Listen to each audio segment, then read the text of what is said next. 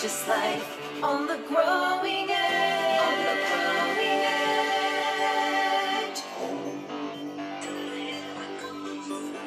edge. Good morning, good morning. I'm Allie Benjamin here at The Growing Edge.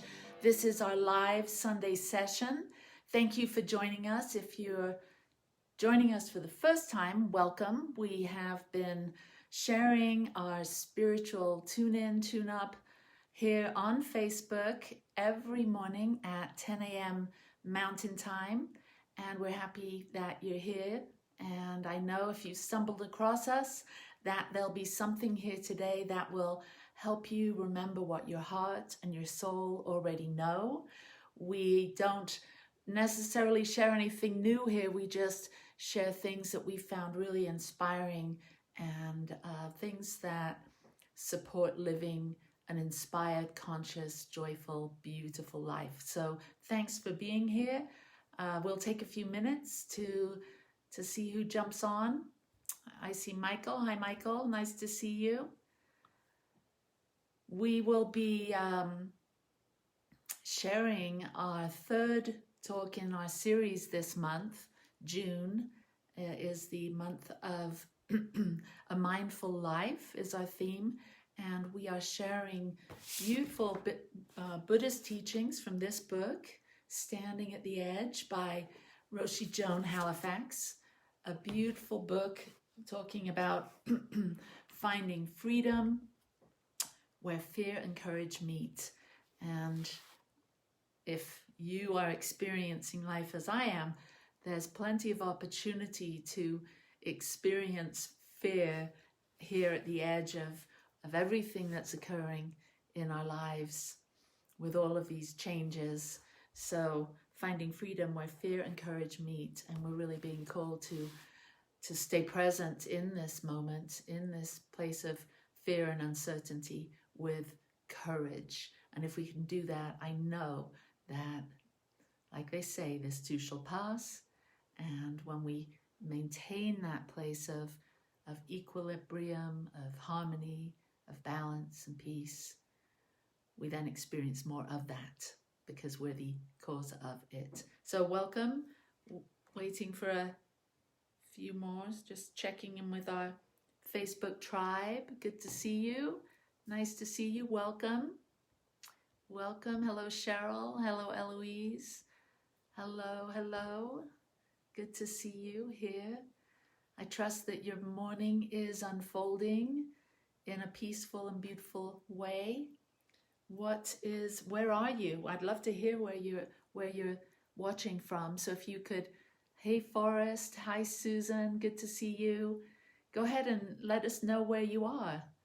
Hey Pam, nice to see you. Are you in Utah? I know we have a lot of people calling in, watching in from Utah. We have people here in Southern California. Michael and I are here in Big Bear Lake, California, here at the top of the mountain, 7,000 feet. Hello, Eloise from Big Bear. Sunset, hello, Forrest from Sunset, that's in Utah. It feels good to be meeting here in this virtual community. Yeah, Michael says he's on Earth, that's good. Riverside City, good. North Ogden, awesome. So we're all in our homes. We're not together physically, but we're here together in spirit, in consciousness. And I know if you've gathered here today with this virtual tribe, that together today, here on Father's Day, we are a group. We're a tribe of individuals that are concerned with our spiritual unfoldment and our growth and awakening. So welcome. Let's do a little check-in. So closing the eyes and tuning in, engaging with this moment. Take a breath. Exhale and relax.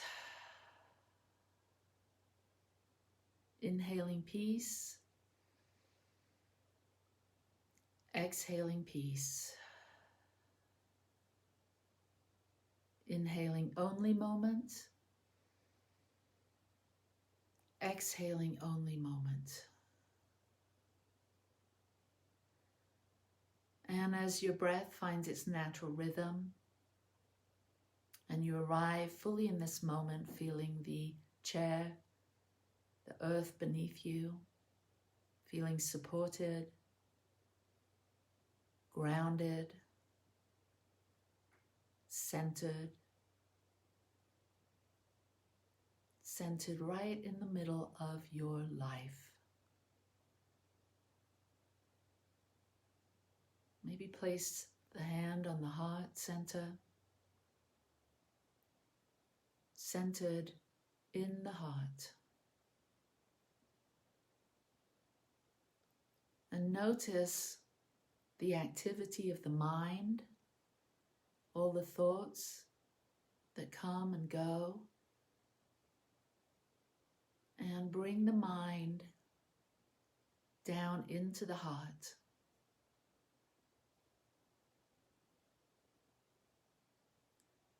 And for the next several minutes, let's live in the heart mind, the mind of love. Where does love exist? Now, here. How do we know? Because we can feel it.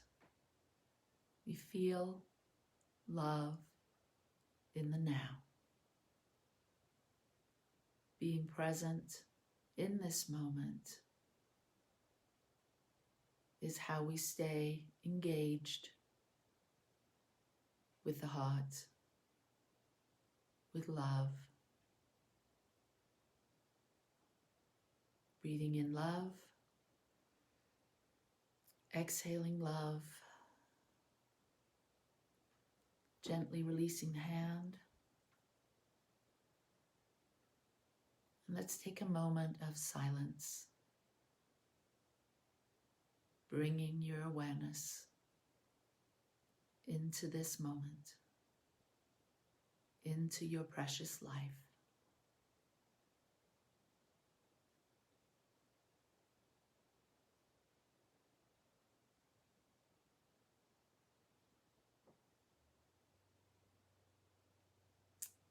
And when you're ready, open the eyes and be here now. So welcome to Growing Edge Live Sunday sessions, broadcasting here from the Satya Center. I'm Reverend Ali Benjamin, and it is such an honor and privilege to be here. We've been serving and sharing our message for over 10 years now. And if you're joining us here, and I know that there's several of you here on Facebook that have been joining together with us in person for many, many years. We see you, we honor you, we hear you, and we bless you. So glad that you're here. And to our newcomers, welcome. So this week, I'm going to be exploring a mindful life and how to be mindfully engaged with our relationships, with our work, our service, our volunteerism, our spiritual life, and our personal well-being. Mindful engagement in our life creates more fun and freedom, creativity and joy. And I know that that's what we are. We're creative beings that are here to experience a greater expansion of joy and love and well-being. And so just knowing that our purpose here on earth is to experience a life of joy and well-being and peace and kindness gives us a sense of oh, I know that, I can do that, and I know that coming here on Sundays and joining in Growing Edge Live sessions is a way of expanding our awareness. So you're here at the right time, and I honor you for taking that time to nurture yourself and your spiritual life. So if you're a father out there, happy Father's Day. If you have a father, I encourage you to think of all the things that your father helped you to know about life and to experience. So blessings to fathers today on this special day of remembering fathers. So as we engage with our life, living a meaningful life requires that we slow down. We actually engage in our life in a mindful and meaningful way. We don't rush and hurry through. We take time to smell the roses. We take time to meditate. I know for me, being such a busy-minded person and someone that really likes action, likes to be always doing something, creating something, and over the years I've developed a practice of meditation, but it's not easy because our ego mind, our physical bodies are sort of addicted to being busy and addicted to going and addicted to thinking that if once I get that done, then I can relax. Well, it's the opposite. Once you relax and become still, then the universe seems to open up and be a guide for us. And we don't have to depend on always thinking about what we're doing as a way to further our progression or move ourselves along in time and space, but simply taking time, being still, and then listening to that still small voice within. So meditation is a practice that we can implement in our lives a couple times a day, is what I do. It helps me to become still and to truly connect with something outside of my ego mind, my linear mind, with the broader mind. So I came to the realization after years of being on that working treadmill of I found myself working more hours in my day than anything else. And I didn't like that. On one hand, I loved it. I loved my work and it was very rewarding. But if a family member or a friend would ask me, invite me to do something or want to have a phone conversation, I would inevitably say, I'm sorry, I can't right now, I'm busy.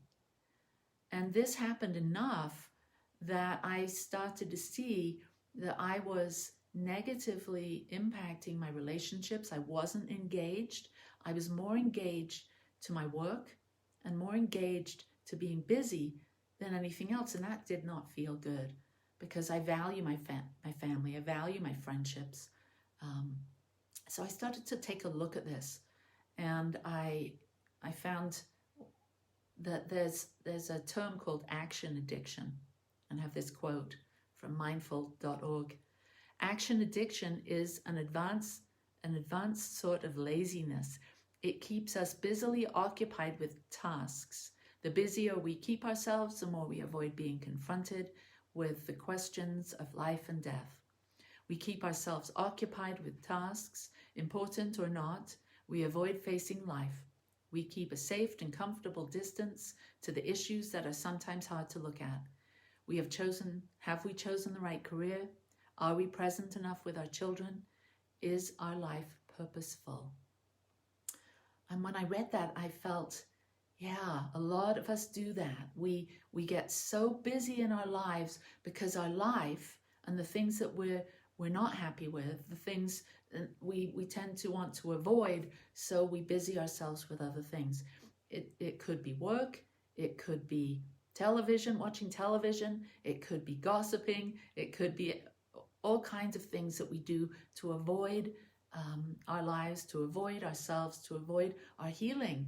And I know that our souls, our hearts want to live full out, want to live a life of wholeheartedness.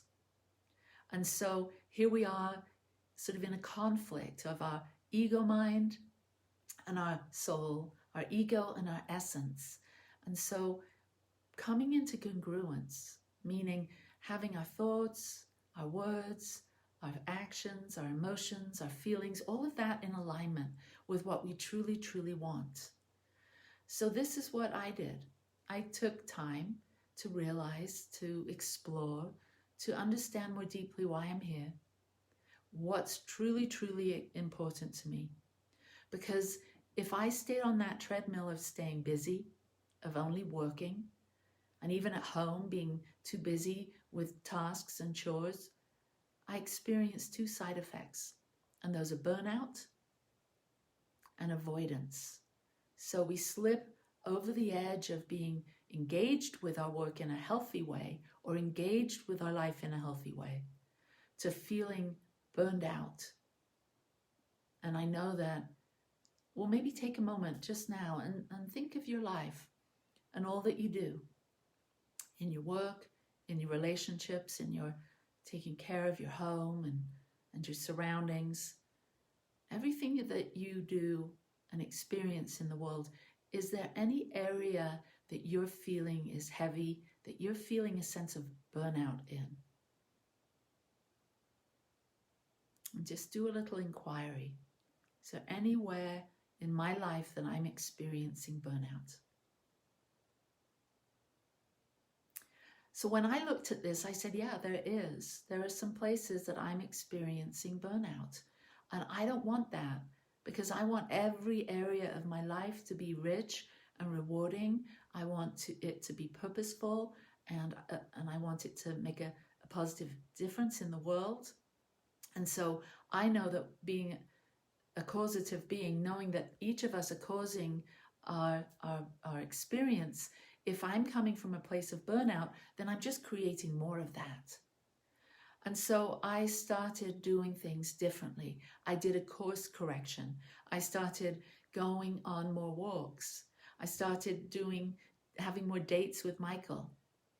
FaceTime, well, recently over the last 4 months, doing FaceTime with my granddaughters. Can't see them in person. We're too far away with all the social distancing and the rules around that. So I do FaceTime with my granddaughters. My oldest granddaughter, we do a weekly, it's called the Secret Tea and Book Club. And we're writing a book together, and we're having tea and conversation about that. We do that once a week, and it's really meaningful. It's really, really enriching my life, and gives me a deep sense of engagement with her. So we also do weekly game night on Zoom with my family, and we play games and just silly games where we don't have to spend a lot of time thinking, but we connect at the heart, and we laugh and we have fun. Painting, I love to engage in painting and to share my art here on Facebook every day. It brings me great joy, and I know it brings joy to other people. I also started doing more yoga and breath work, Kriya Yoga. If you want a practice to bring body, mind, and soul into alignment, try some Kriya Yoga, K-I-R-A, Kriya, breath and gentle movements, asanas. I also started to just make phone calls to friends and family for no reason. It was all about doing less, but being more. And so today I feel a lot more centered in my life. And when I do find myself slipping off the edge, going over into burnout, or I find myself on that hamster wheel of doing, action addiction, I ask myself these 3 questions.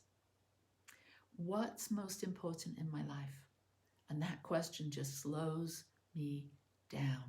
What's most important in my life? And it gives me a moment of reflection that, wow, I am busying myself with things that aren't at the top of my list. That doesn't mean things won't get done. They'll get done, but I can bring more perspective into my life when I ask myself, what's most important in my life? Second question is, am I giving it the attention it deserves? Am I giving it the attention that it deserves? Whatever that thing is, whether it's a relationship, whether it's something I do that is really important to me, maybe it's a hobby, whatever it is that's most important in my life, today, this current moment, am I giving it the attention that it deserves? And then the third one is, how can I experience a more fulfilling engagement with this person, this place, or this thing? How can I experience a more fulfilling engagement with this person, place, or thing? So engagement is a term that describes a healthy relationship with our work, our service, and our relationship to others. While burnout is the fatigue and discouragement resulting from an unhealthy relationship to our vocation or to those people, places, and things. So again, pay attention, live a mindful life, notice burnout, notice where you're feeling fatigued, where things are draining you and bringing you down, and then make a different choice. Make a choice to engage in those people, places, and things that lift up your heart, that open your heart, and connect you with that joy that exists within yourself. I know that each of us were born to experience a deep sense of joy. Each of us as individualized expressions of the divine in this one amazing life that we all live, move, and have our being in. We're all part of this one. We're all individualized aspects of the one life, the life of spirit. And in that way, we're giving spirit, or giving the universe, an experience of itself through our life, through our thinking, through our experience. We truly are the mind of God knowing, the hands of God serving, and the heart of God loving. And when we get this, when we realize that we are the way the universe shows up as a unique expression. I'm the way that the universe shows up as Allie. You're the way the universe shows up as Cindy, as Michael, as Susan, as Forrest, as everyone that's here. All sentient beings. We're all blessed beings that are here to live a rich, meaningful, joyful, mindful life. So when we come to the end, of this endless journey, we feel that we've lived full out, a wholehearted life. And you might think that if you're experiencing burnout, you might need a vacation or something to alleviate that burnout, and that might help. But the real remedy for burnout is living wholeheartedly, living full out as you came here to live. So I'd love to do a little meditation as we close here to tune us in to our one life, our amazing life that we share. So taking a moment to close the outer eyes and take a breath. And as we arrive in this moment, realizing our life is indeed an amazing place for us to wake up, right in the middle of our own life. There's nowhere to go, nothing to do, no one else to be, nothing to have.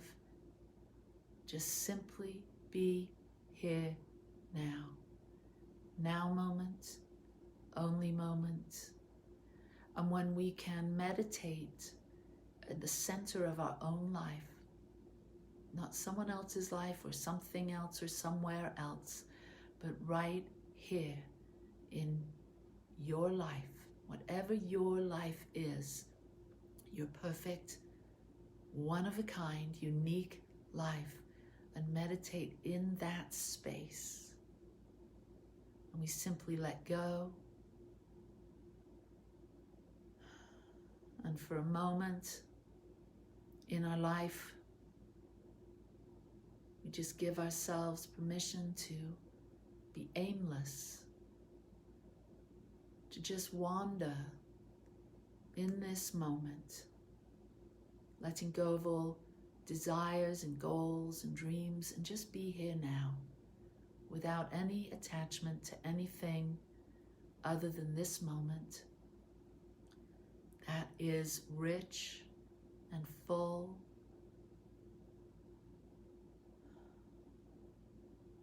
The only moment that we've ever been in. And we completely lose ourselves in this moment. And when we lose ourselves, we begin to find ourselves.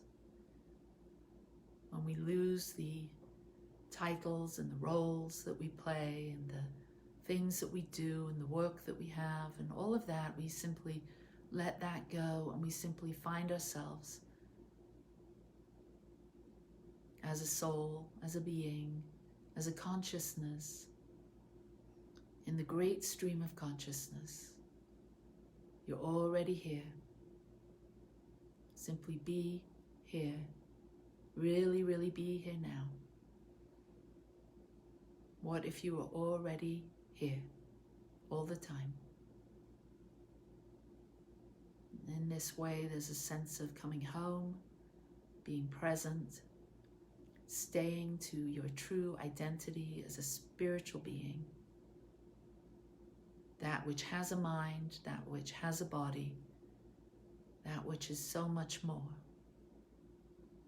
that which is at peace, that dimension of you that is love itself, kindness, joy, creativity. You're both lost and found in this moment. Right here is where wholeheartedness begins. Breathe it in, breathe it out. Hand on the heart. And I ask you this question: how is your heart? How is your heart? When we ask someone how they are, we don't really want to know what they've been up to.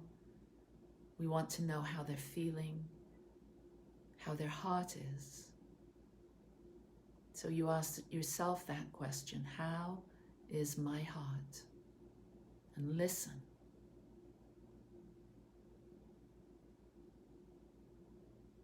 You might be feeling lonely. You might be feeling joyful. Just notice what you're noticing. How is your heart?